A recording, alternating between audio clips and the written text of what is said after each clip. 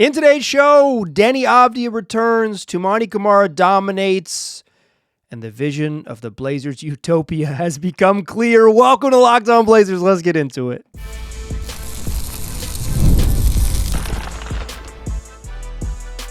You are Locked On Trailblazers, your daily Portland Trailblazers podcast, part of the Locked On Podcast Network. Your team every day.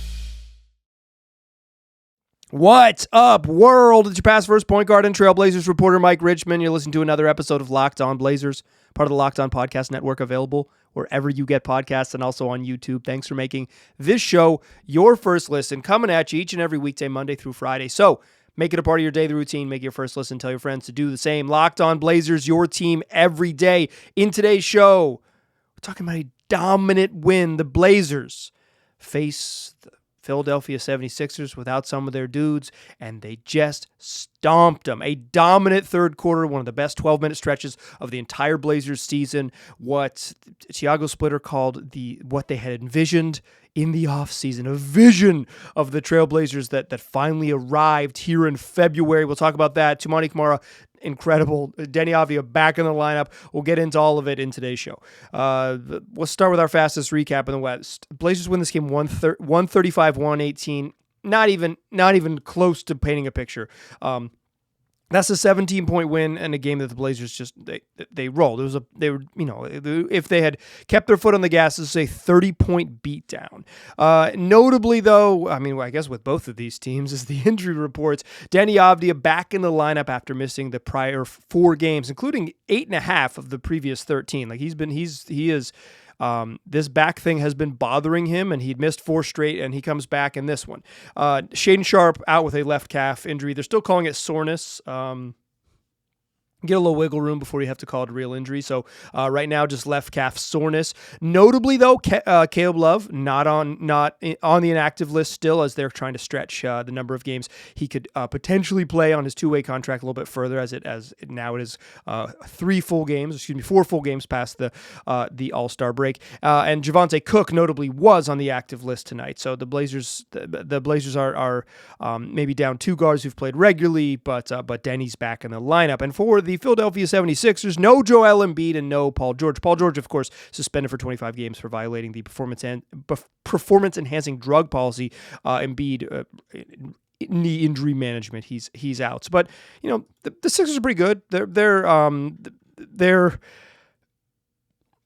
came into the game 30-22, right? They're a playoff team in the East. I think when they're whole, they're really they're a handful, and certainly the way Embiid's been playing over the last month or so, since he's been back for real over the last month, like he's looked really good. Without him, they're missing Dom Barlow, who's just signed a real contract for him, and it can play. But like Tyrese Maxey is probably going to make an All-NBA team this year.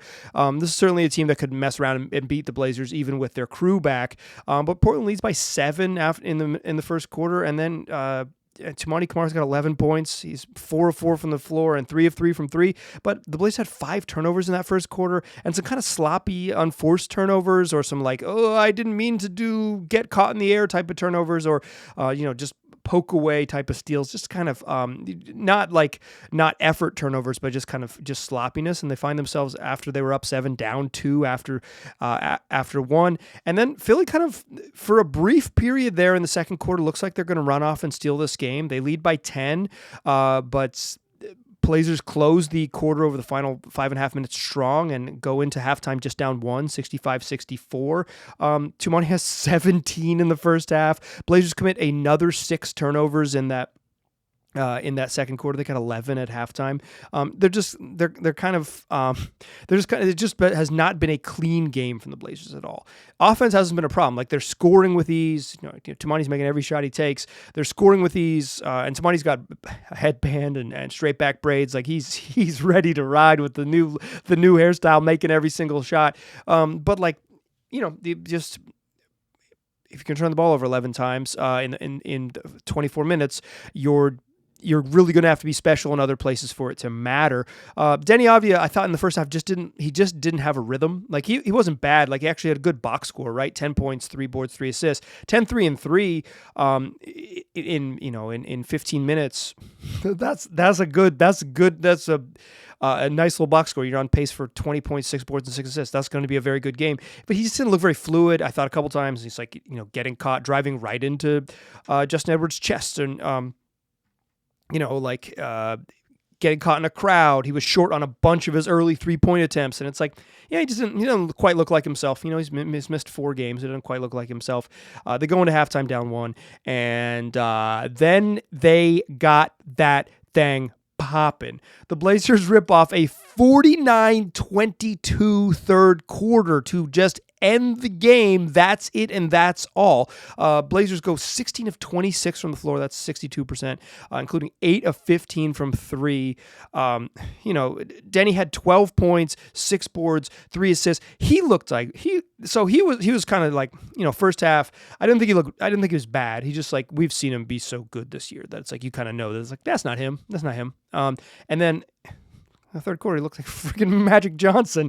He's like throwing behind the head passes with his tongue out. He threw one, over his head as he's driving back to Toumani Kamara for a 3. He had another one where he beat it, is pushing in transition, whips one around his back with his right hand, gets it back in front of him, and then like underhand, a fast little scoop pass to Jeremy Grant. Grant missed the 3. Would have been a great highlight. The building would have been absolutely popping. The 49 points in the quarter. Blazers made 16 shots. They assisted 12 of those shots. The ball was popping. They were sharing the ball, trusting the pass, playing fast. Deni's getting fast. He got a dunk in the half court. He got another fast break and one that he let out a huge roar after. They're still rolling. There was possession that on the and one where Deni gets the and one, misses the free throw, the ball pops back out to him, and he hits a 3 to put them up 13. And then the Blazers come down and push it to 15. And Nick Nurse takes a timeout. It's 4 minutes into the 4 minutes into the second half. And the Blazers were down 1 to up 15 in 4 minutes and 1 second. It's like, okay, the avalanche is coming. And then out of that timeout, Donovan Clingan blocks a shot at the rim. They run the other way, and Toumani hits his eighth three-pointer of the game to push a 15-point lead to 18. Philly, take your timeouts. You're in trouble. Then at the close of the third quarter, Rob Williams hits back-to-back corner threes. Back-to-back corner threes. Rob Williams, who came into the season having attempted 7 three-pointers in his entire career, is hitting multiple three-pointers in a span of 2 possessions in the third quarter. Everything is humming right now for the Blazers. They're just they're everywhere. They're dominant on defense. Philly 6 of 20 in the quarter. Philadelphia had 5 turnovers and 6 made shots in the third quarter. And the Blazers stopped turning the ball over. They turned the ball over, 5 times in the first quarter, 6 times in the second quarter. Like, they were coughing it up a little bit, just being a little bit sloppy. And then in the third quarter, they just stopped turning the ball over, and then they make all their shots, and that will do it. And they just, they lock Philly up, hold them to 22 points on 6 of 20 shooting. Awesome game. That third quarter was that's as good as they've looked maybe all season. They just absolutely rolled over them. They were an avalanche. You get to the fourth quarter, it's a formality. You play 5 full minutes of like real deal garbage time, and the Blazers cruise 135-118. That's your fastest recap in the West. I with all due respect to some gentlemen at the end of the bench who played at the end of the game, who I think everyone who played in the sort of regular run of the first 43 minutes of this game, when it was like Blazers led by as many as 28, but I was going to say a 30-point beatdown, but like during that stretch, pretty much everyone who got in the game was cooking. And it is what Tiago Splitter said. He said, first time you've had Deni, first time you had Rob, first time you had Scoot and Drew all out on the court together. This is kind of like what Tiago Splitter said is it's the team we kind of envisioned having. It's the ability to play defense, with multiple different defenders. And I thought Deni had a really good defensive game. I think he's been kind of up and down and mostly down this year. I think he's actually been bad on defense for most of this year, just because he's asked to do so much on offense that it's just like kind of unfair to him. But I thought Deni had a really good defensive game. One, I'm recalling the play in the third quarter where he just followed Tyrese Maxey over the screen and just stayed attached in that drop coverage. That's what you got to do if your center's playing drop, is just stay attached on those screens. He did a really good job. They end up forcing a turnover. Everybody played well. And Thiago Splitter said, this is the team we envisioned having. I think for a brief moment, you saw okay. I mean, probably not going to score 50 in most quarters. But I think for a stretch here, you saw okay, if this team gets humming in this type of way, they got a little juice. And, during that 6-game losing streak, they now bounced back and won 3 straight. Although I would say those games against Memphis weren't exactly super heartening, particularly the second one. The first one was fine. They dominated that team. But it's easy to say when they lose a bunch, oh, they'll never win again. And when they win, it's they'll never lose again. But this game was just an absolute, maybe textbook hold on to your joy moment, because they were dominant. They weren't good. They were dominant. They destroyed a team in 12 minutes. They said, the game is over, go away. Okay, let's talk more about Toumani. Let's talk Deni. Let's talk Scoot in the, I didn't really mention Scoot Henderson. Let's talk all about everybody in the second segment. Join me there, won't you? First, though, I want to tell you that today's program is brought to you by ZocDoc.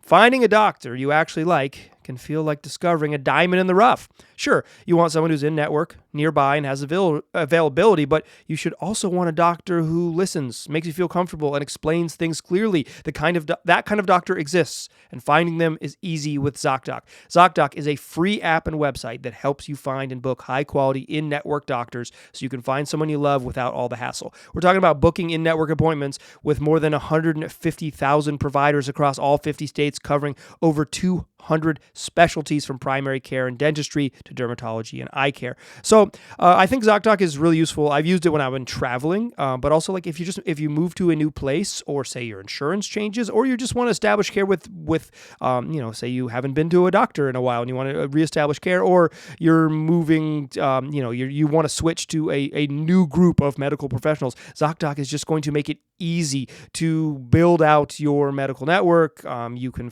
if you need a specialist, you can find that there too. So why not check it out? And go to ZocDoc.com/LockedOnNBA to find and instantly book a doctor you love today. That's ZocDoc.com/LockedOnNBA, ZocDoc.com/LockedOnNBA. Thanks to ZocDoc for sponsoring this message. Today's program is also brought to you by Wayfair. The new year is here, and it's a perfect time to reset your routine and refresh your space.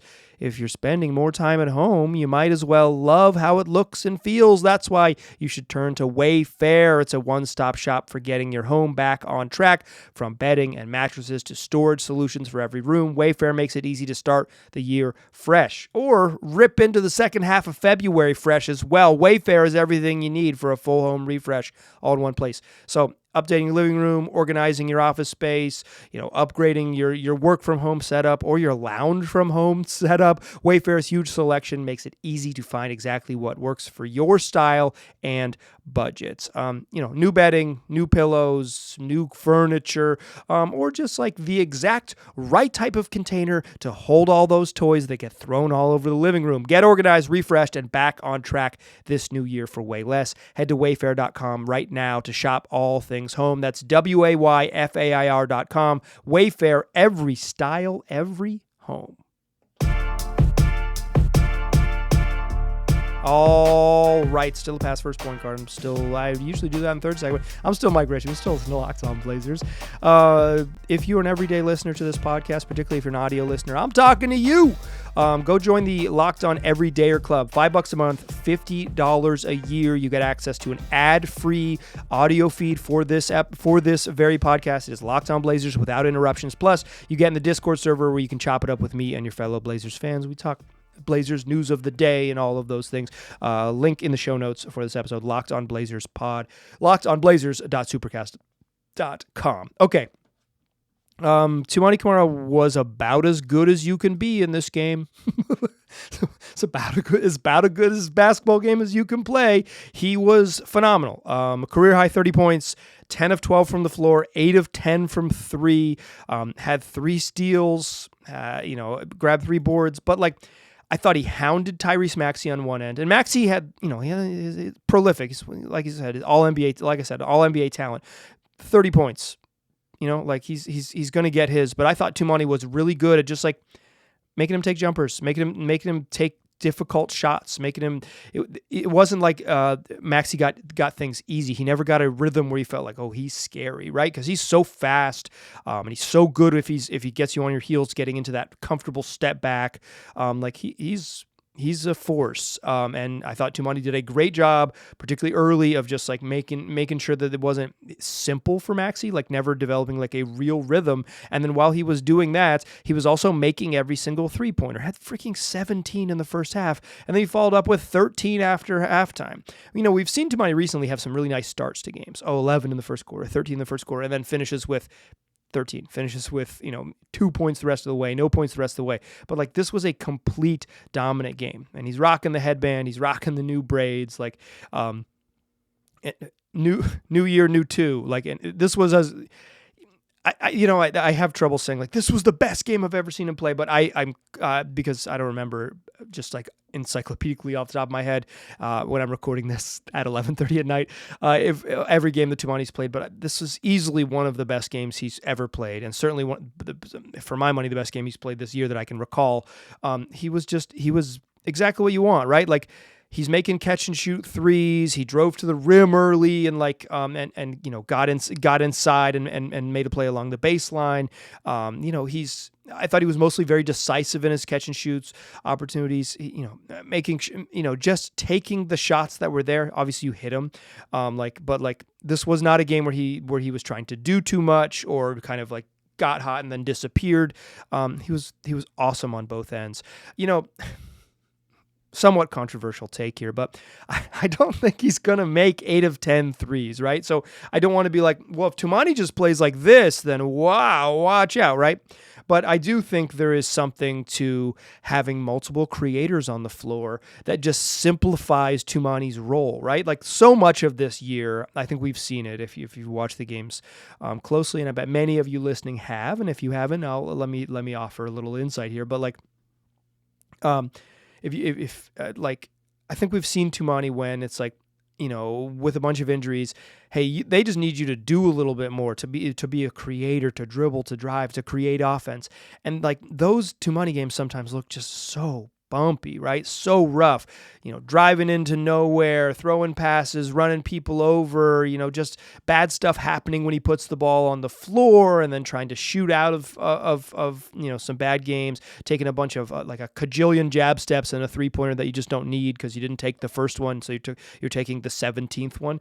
But with Deni back, and with Scoot back and with Drew back, there's just more people who can take on the sort of creator role. And I thought early in this game also, Jeremy Grant, who, probably wouldn't get a mention because he just didn't do much after halftime, but he had a nice little first half. Did a good job, just he was making shots and he was attacking. And so then again, it's just less on Two's plate. It was simple, mostly simple for him. Catch and shoot shots. Obviously he made them all, but I think it just shows the value of it. And it's I really thought Deni was just excellent in that third quarter. He had such a great tone setter game, in that tone setter performance in that quarter. 12 points, 6 boards, 3 assists in the quarter. He had 10, 3, and 3 at halftime. And it's okay, 12, 6, and 3 in 8 minutes in the third quarter. He really got them going. But not just Deni out there, but also the value of having Scoot Henderson, a second ball handler out there. I thought when Scoot came in, now Scoot as a backup point guard, part of me is free Scoot. I want to see him play more, but it's they're not there yet with the roster and all those things. But Scoot as a backup point guard, boy, does he bring some juice. Comes in and he's throwing lobs. He threw a couple lobs. Got one to Donovan, one to Rob Williams when they had a 4-on-5 situation. Just the energy he plays with, getting the ball up the court, forcing the action, forcing someone to guard you. Got to the free throw line. A couple just like classic, like get a guy off balance, throw your hands into him, draw a foul, cheap stuff. Like you love to see it, right? Just like another guy who can get himself to the free throw line. It took 10 free throws in this game. A little chaotic on defense, I'll say, for Scoot, but and I don't mean that in a good way. Not the type of, I mean, like he was just kind of sometimes just flying around. You're like, what? Hey, whoa, what are you doing? But like it's just overplaying some stuff. But I thought Scoot, just they just need another guy who can dribble, who can create, who can get offense, who can do all of those things. I thought Scoot really just like showed again another night. He's played 2 games this year and he's looked just immensely helpful in both those games. They're undefeated in the Scoot era, and they're scoring like 135 points every time he plays, and they're walloping teams. Now, they're playing like a tanking Memphis team in a night where they shot the absolute lights out. They were 22 of 54 from 3. That's 41%, 40.7%, but 41%. But like at the end of the game, like Young Hansen got in there and like jacked up 3 threes, and Javonte Cook took one. So like before before the deep bench garbage time came in, they were 22 of 50 from 3. They're making freaking everything. That stretch in the third quarter, they made 18 of the first 35 threes. They were they pushed it to 15. They pushed to 18. That's their 18 3-pointer at like the 7.5 minute mark of the third quarter. They were just making everything. And Scoot's a big part of just like the offense just feels so much more connected. And that's one of the things that Tiago Splitter said is like they just really like were, the ball was moving, they were trusting the pass, they were playing a certain way sort of with like stylistically on offense that it, like really helped him see like this was the vision that we had I want to talk a little bit more of that. Rob, DC, Drew, join me in the third segment. We will do just that.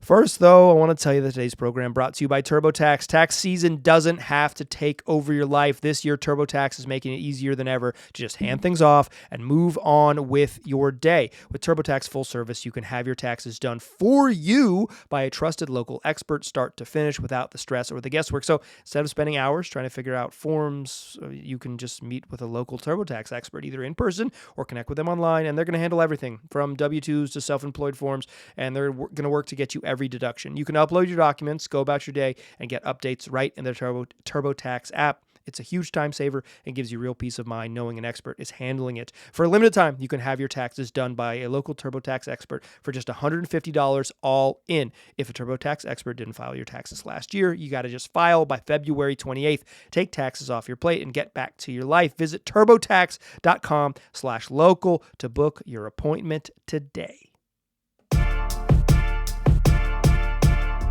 Still a pass first point guard. I'm still Mike Richmond. You're still listening to Locked On Blazers.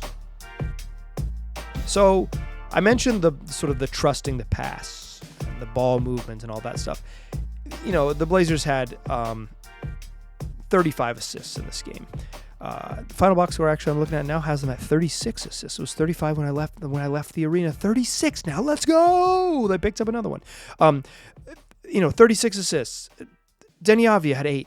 Deni Avdija finished with 26, 10, and 8 in a game where I thought he didn't have a great first half. 26, 10, and 8 in under 27 minutes. Welcome back. Drew Holiday, 7 dimes. Scoot Henderson, 7 dimes when he comes in off the bench. But Donovan Clingan had 3 assists. Vit Krejci, who didn't even shoot well, is the only player on the team that didn't shoot well. He had 3 assists. Rob Williams, 2 dimes. Jeremy Grant, 2 assists, which is for Jeremy Grant getting 2 assists in the game is equivalent of any other NBA player getting like 17. I'm just kidding. He probably averages right around that many, but my man ain't paid to pass.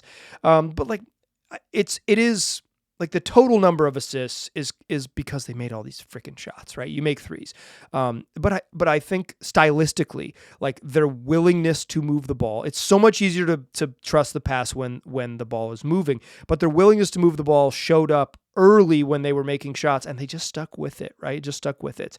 But I do think there is something to being able to play that style more going forward because of Deni and, Deni kind of toggling on and off ball. And I thought he was on the ball a bunch in the third quarter and was dominant.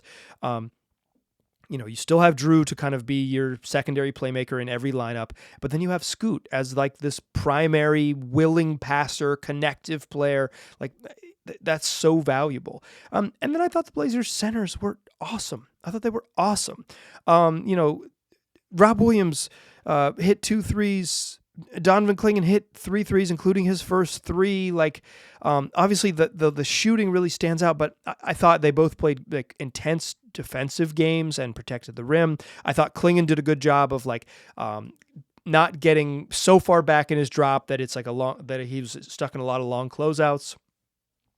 I thought they just were really good, and I want to get back to this idea of like what the Blazers envisioned and what they envisioned. This particular performance, like 135 points and all the shooting, is this isn't like I don't want to call it a proof of concept. I don't want to call it like replicable in any meaningful way, right? Because it's just like this was an outlier game in terms of just buckets. It was a fun game. Even outliers, you should greatly, and the hold on to your joy is a specific moment to it is a specific ideal or whatever idiom to encourage you to specifically enjoy the outliers. The outliers are the things that you should really like, because all of the other non-outlier moments can be a little bit challenging.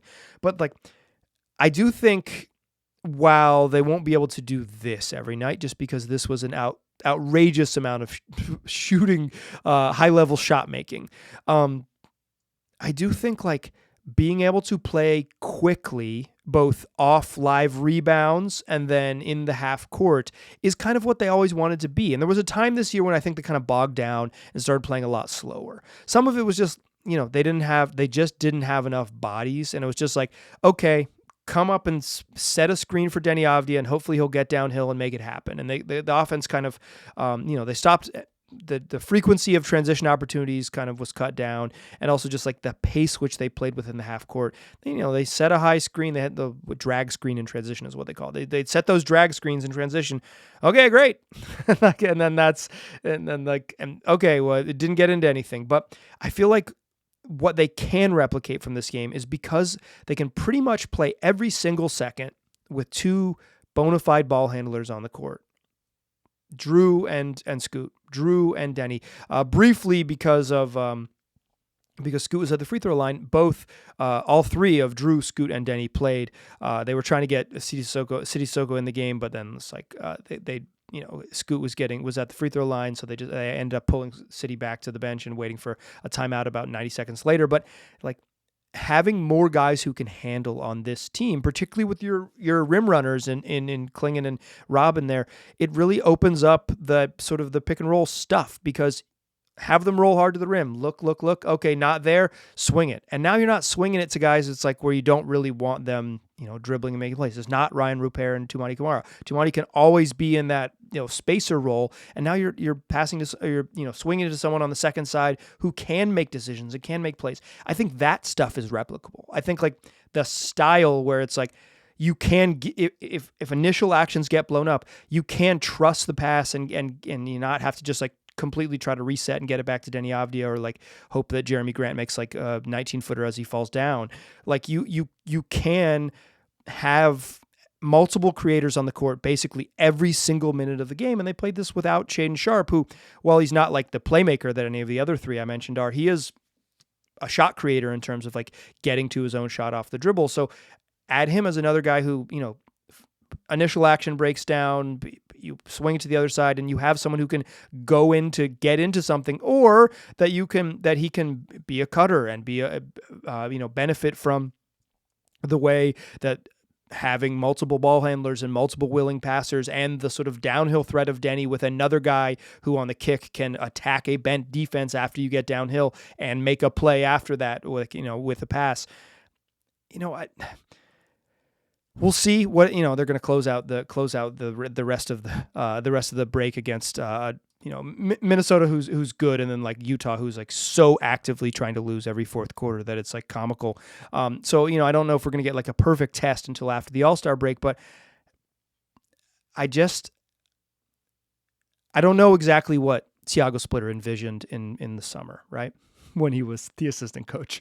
But like, he's like, yeah, I think we're going to go into the season and the head coach is going to get popped by the feds and then it's going to be all me, baby. No, I doubt he envisioned that. But who among us could have seen what was about to befall the Trailblazers? But I don't know specifically what he was envisioning, but I feel like the more guys who can make decisions that make things simpler on other guys. So you're not asking Jeremy Grant to be a playmaker. You're a play finisher. You're not asking Toumani Camara to make plays off the bounce. You're a play finisher. But you do have multiple competent options to make plays, and you've got the bigs who you can play like this, monster big with Klingon just like crushing the glass, or you're more mobile big and like lob threat big with Rob Williams. Like, you have options. It feels like the depth and the variety is there, and certainly it all feels better when the ball goes in. But like the variation that we kind of thought they would have was starting to creep back in, and now it's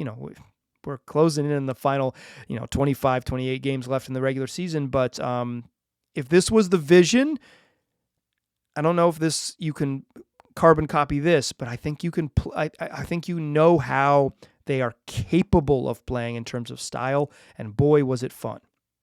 That is going to do it for today's program. Tomorrow's program, we talk all about the sort of Moda Center renovation funding. The Blazers, I guess, according to the folks that, the powers that be, just need a new arena, and there are steps taken in the right direction to allow for the good people of our community here in Portland to help fund that arena in one way or another.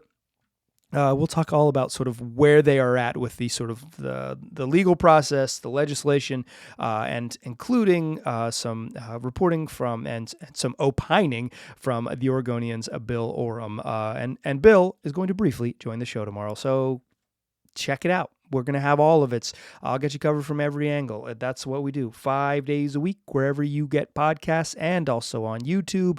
I appreciate you listening. I will talk to you soon.